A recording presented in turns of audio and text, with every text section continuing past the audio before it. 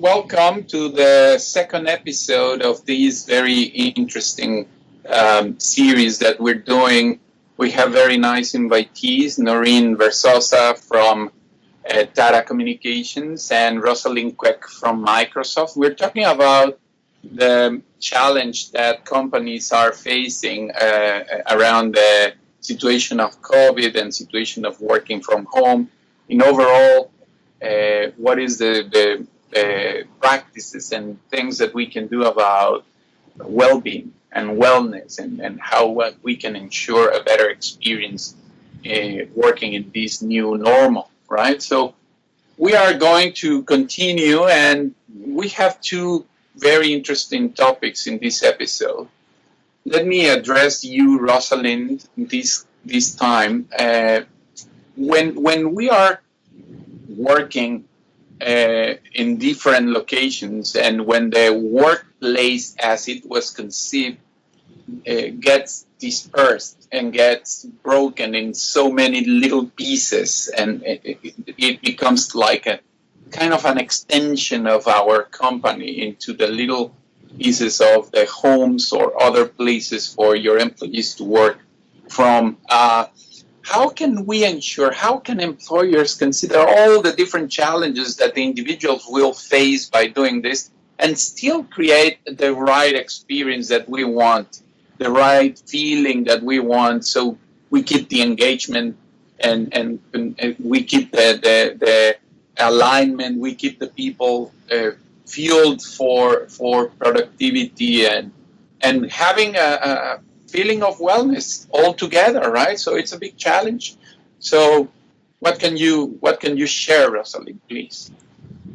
Yeah, thanks, Jose. So I think we need to consider the physical and mental well-being of people, right? So in Microsoft, we had a lot of awareness, education around how to think about being resilient as a person and as an organization, and also as a team. Right, so while obviously Microsoft provides technology, and we do think that technology is an important aspect of helping with working from home, but we also recognize that it's just an enabler, it's not the solution. We do need to think about the emotional aspect of how people are coping with this change, right?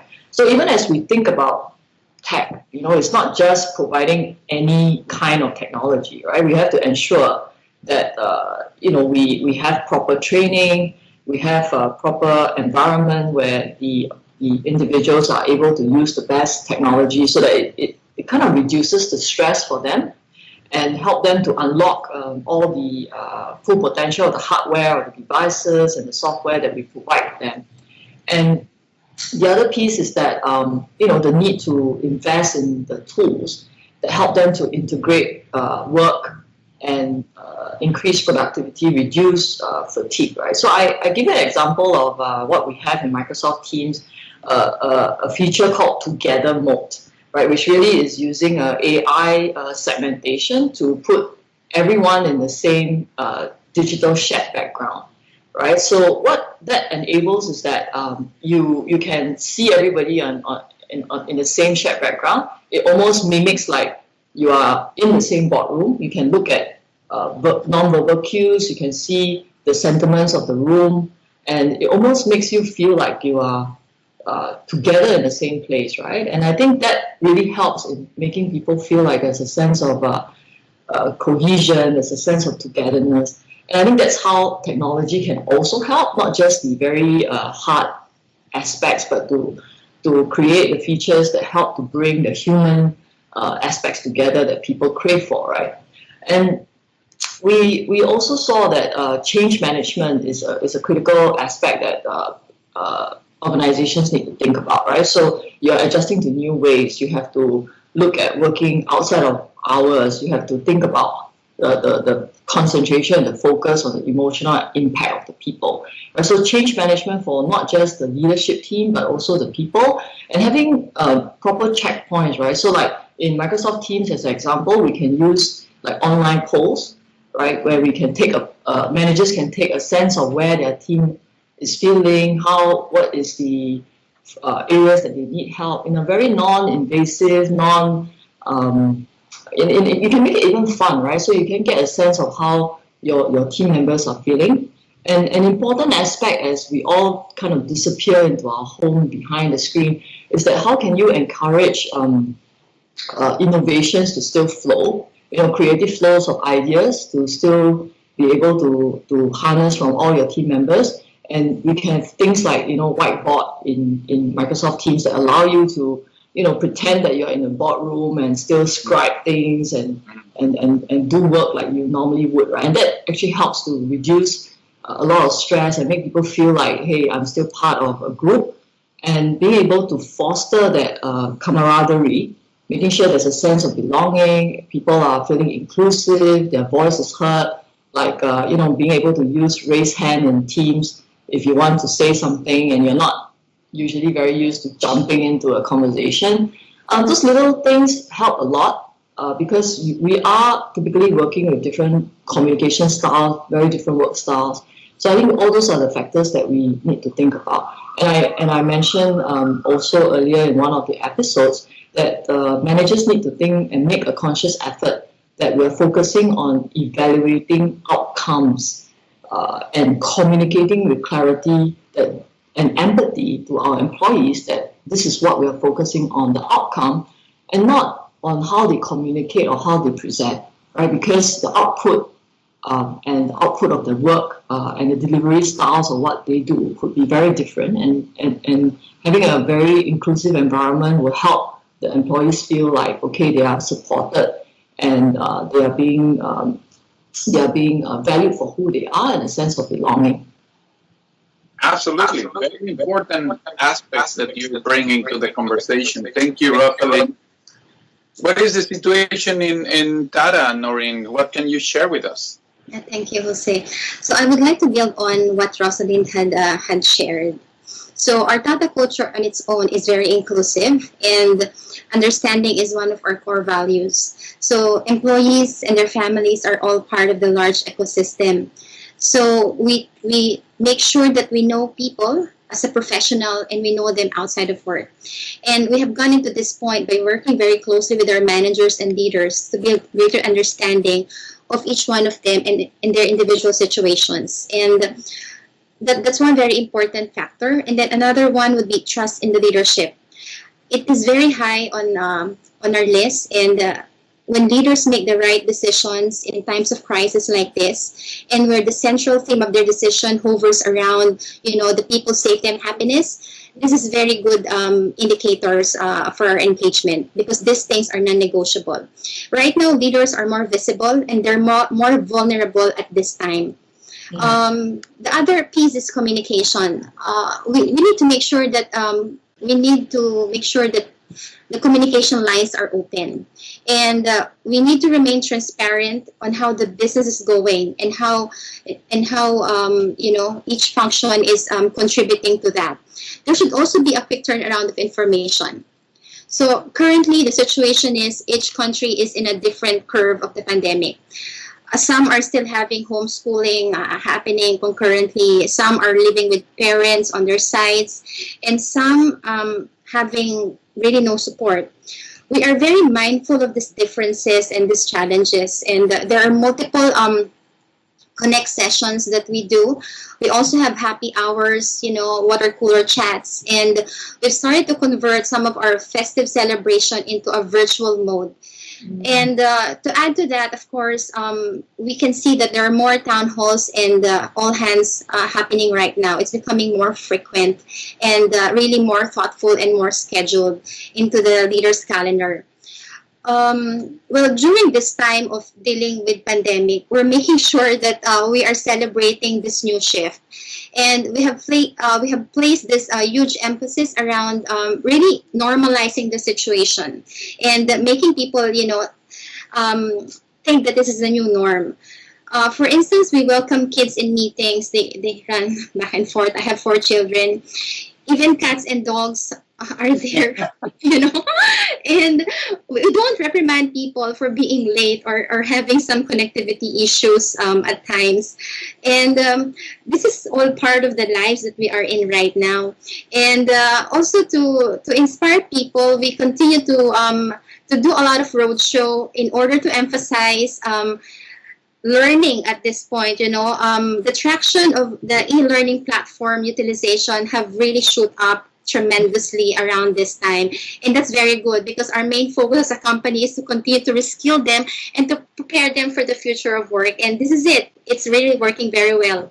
Another thing that we have done in order to make sure that we have a very tight connection with our employees and we engage them whether they're at home or they're actually working out in the field, because we have essential roles also that needs to lay all the cables there. They cannot be working from home in that sense. So what we have done is we have launched this global initiative which we call Virtual Works. So we want all these fancy things, and this is the way for us to stay connected to our colleagues and to our families. So the major pillars of this initiative is based on home approach. So HOME, which stands for H is for hyper communication, wherein our leadership team has been very visible, talking about different things, different topics into our internal YouTube. We have our own version of our YouTube. And we also leverage so much on Yammer in driving a lot of communication to our people on what's happening with the business. And the O stands for online fun. So we come together digitally, we invite our family, they do arts with us, art crafts and all of this. And then we ask them to show avatars, change their avatars in Teams. We use Teams quite extensively. So every week we will have a different avatar there. And we also have, fun meetings wherein we ask people to change their costume, their superhero costumes in one day, just to make things a little bit lighter for everybody. And another thing which is very important, and I would like to build on what Rosalyn mentioned, is also around Microsoft Analytics. I'm plugging Microsoft a lot in this in this session because we're really great partners. I don't know if you heard about, if you're using this, but this is sent to our emails on a regular basis, wherein it is an analytics for self-reflection. This provides us an insight on how we manage our collaborators and our networks in that whole week, and what time was devoted around meetings and how much time we have actually put towards quiet time. And it makes you plan your next step. How are you gonna do your next week better to improve? And then the other piece is the letter E, which is very I know you know it, engagement. So each of our work group will have a focus engagement plan to follow in order to make sure that they have developed new virtual ways of working. So that's about what I will share for this topic. Thank you. Very, very rich and very interesting, definitely. And I really like how you interact.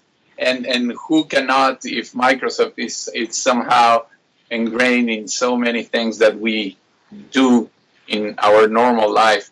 But both of you were also addressing an issue that it's something that we want to hear, and today we have the opportunity to ask you, but we would love to have comments from our viewers about this. It's been said that productivity has gone up. I don't know if it's just a happy finding or a happy sharing just to inspire people or to get them more motivated despite the challenges, but is it happening? Is it really there? Is it really going up? And what should we do to foster that? And I want to make a quick observation here. The problem here is it eating out the me time, the personal time? And then if that is the situation because productivity is taking over our life and it's eating the personal time, what is going to happen in the long run when we get tired? And we talked a little bit about this in the previous episode about how this is happening as well, that the people getting tired of meetings and being word off of this new style of doing things. What can you tell us about this, Noreen, continuing with your sharing? Well, as a culture, we're very proud that we have been a performance-driven culture, and one of our core values is around excellence. So now and forever, we will always have that in us, and we are driven by our growth ambition. In terms of productivity, each leader is actually empowered to monitor their functions, productivity, and results. And but however, instead of us really looking at productivity as a standalone metrics and one indicator, we actually focus on the business outcome. Are we delivering based on what the business needs? And some of the important indicators will be whether our customers are happy, and this is reflected by the net promoter scores that we have, and so far it's been going up. And are we also delivering to our shareholders? And of course, the bigger question is, are employees actually extending discretionary efforts? Are they happy doing extra work, whether they stand there for more meetings or not, 8 to 15 meetings a day, they're still happy. So that is important. So far, our results are looking great. So this is, to us, is a very important indicator. And going back to our employees, we have seen that our employees are becoming more creative in the way they deliver their work. And the way they connect with the customers actually has changed. And the way they close businesses, deals are very admirable. So we can see that in this shift, the culture of excellence as one of our ethos has never actually changed during pandemic, but actually it has been strengthened, and that's what I wanted to share. Jose. Thank you, Marie. Thank you, Rosalind. What can you say about this?